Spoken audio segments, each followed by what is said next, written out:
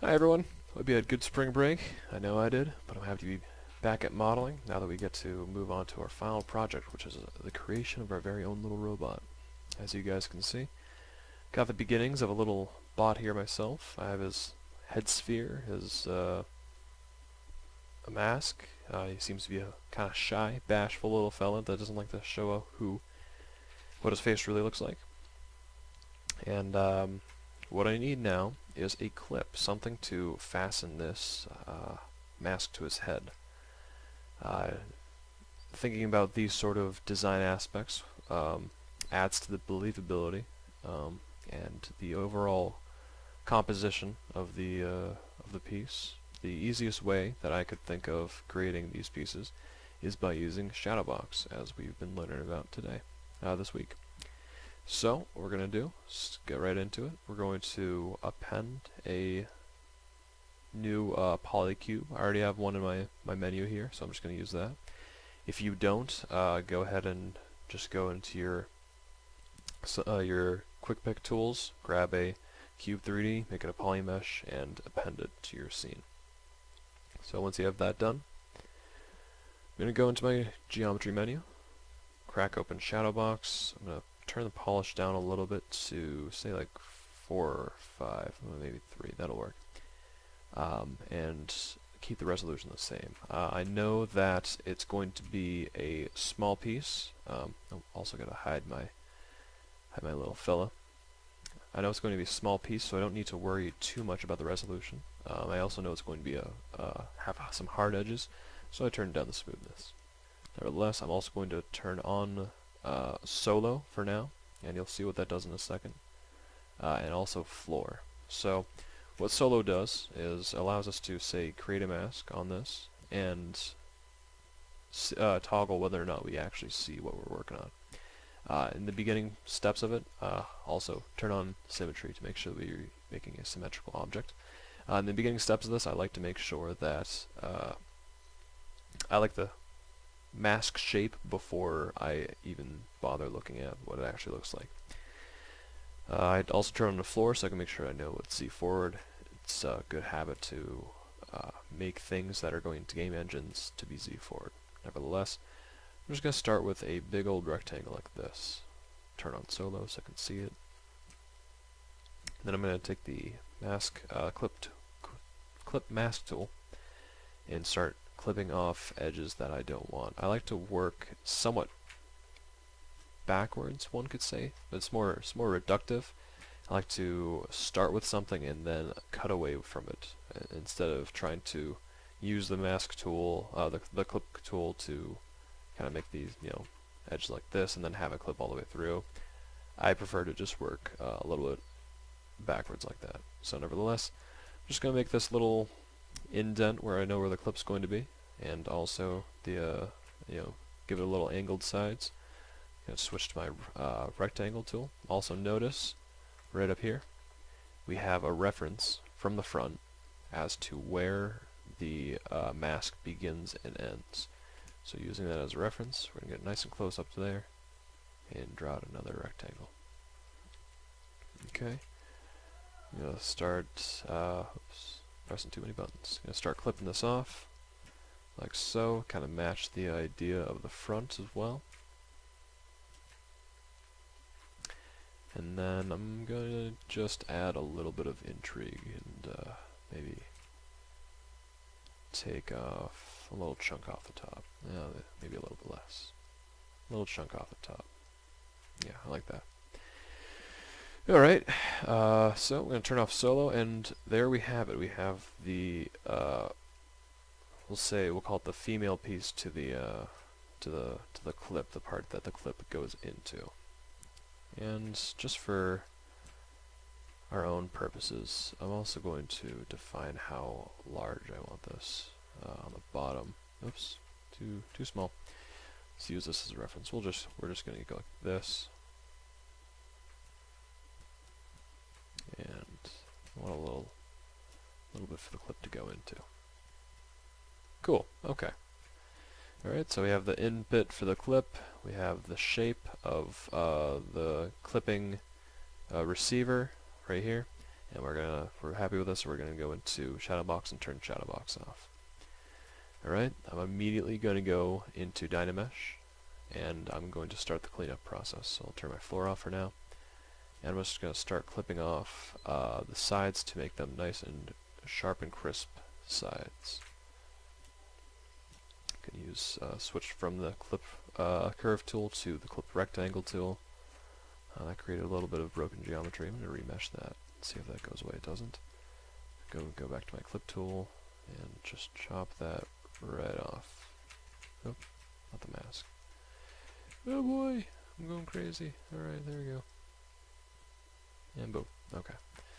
Got that. Put the front. Just like that. Get the very front as well. And we'll see if we can work with this as well.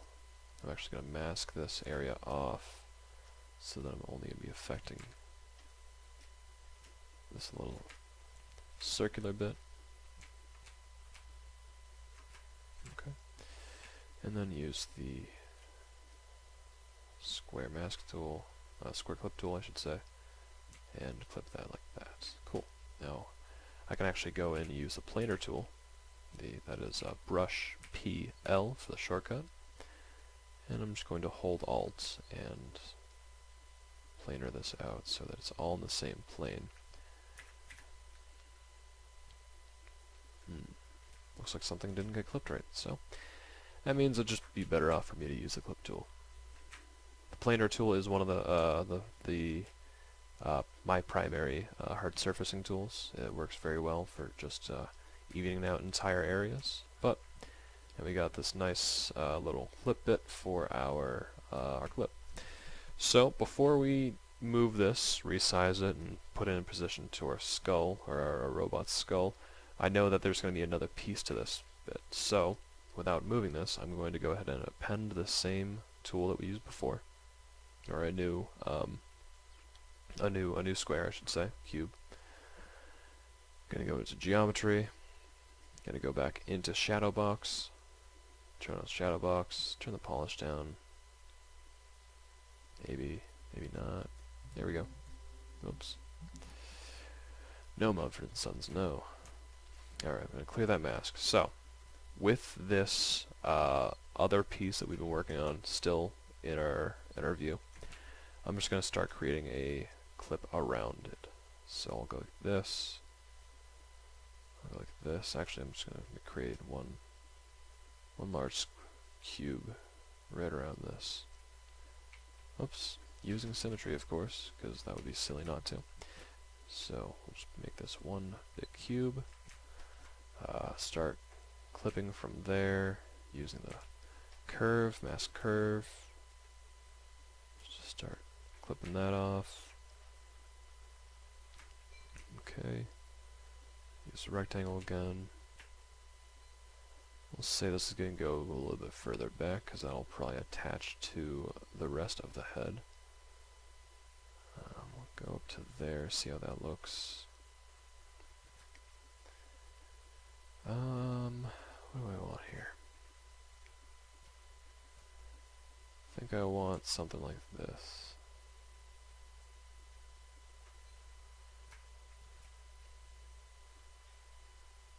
Yeah, we'll go with that. Then I'll add a little bit here. Again, I'm going to clip all this off in just a second. By clip, of course, I mean I'm going to be using the mask tool to reduce, curve, boom, right off like that. And now I want to reduce the size of this right here, and I would prefer to use my clipping, my curve tool right now. So as we saw in the videos, if you hold Control and Shift and click on one of the sides of your shadow box, you can hide all of the sides. Now that's not going to be affected anymore. The sides that are hidden, of course.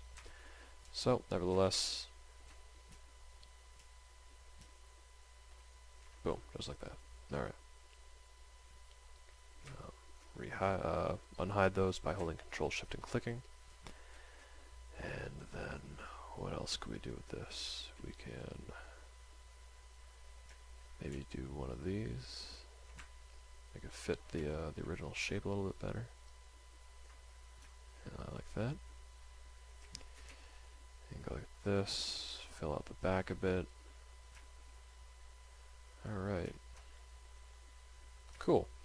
So, I got the other shape that I want. I'm going to turn off Shadow Box, turn on Dynamesh immediately. And I'm going to start clipping. So this one's going to be a little more tricky. I have to use the masking a little bit more. I'm going to turn on Solo. Oops, lost it. Press F to frame, by the way. If you ever lose your objects, you can just press F and frame them again. Really nice feature. Start clipping, and just polish it out, make it look all nice and pretty. Get it the way you want to. Use a reference. Clip this off as well. Make sure you remesh a few times every now and then. And just go over with a fine-tooth comb. Just make sure you don't forget any angles. The back. Take the flip rectangle tool and just inverse it and clip that out. Breaks the geometry, I think. Yeah, it does. Okay, that's fine. Go back to the clip curve. Clip the side. Clip the other side. We'll clip the top down again. And boom! There we have it. We have 2 pieces to our clip, which is exactly what we wanted. And it only took us, say 10 minutes or so to do both pieces. Real fast, real quick to do concept pieces. If you don't like it, you can throw it away and start over. And it really doesn't affect your workflow that drastically. So, nevertheless, we're going to take and move these into the position we want them to be. I'm going to go into my deformation menu, because I know that I want these actually facing the opposite direction. I'm going to mirror both of them in C.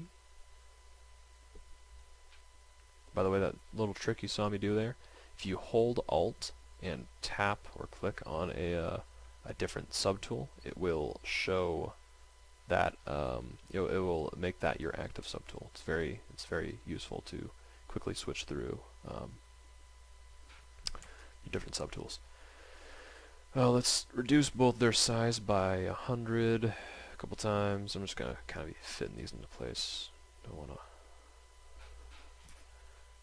waste too much time here. Oh, that didn't get sized very well. Yeah, size down, there we go. Okay. Move this up to the top of the head.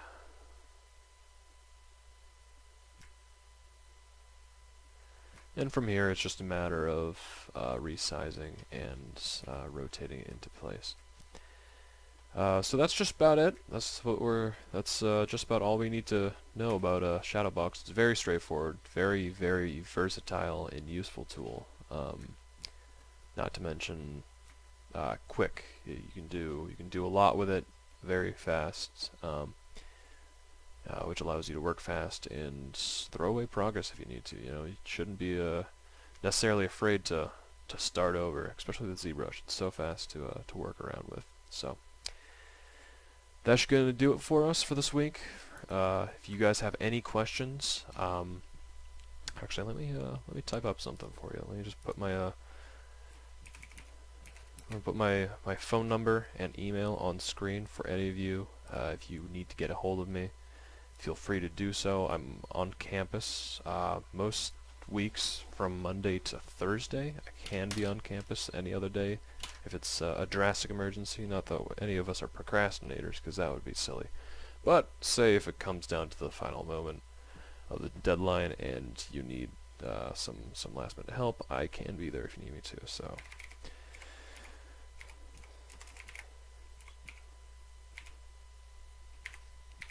that's my cell phone number. Feel free to text me whenever you need to. And you can email me probably best at, probably get a hold of me the easiest at my Becker email. So feel free at any time. Once again, thank you guys for listening, and I hope you guys enjoy working on this project. Have a nice one, guys.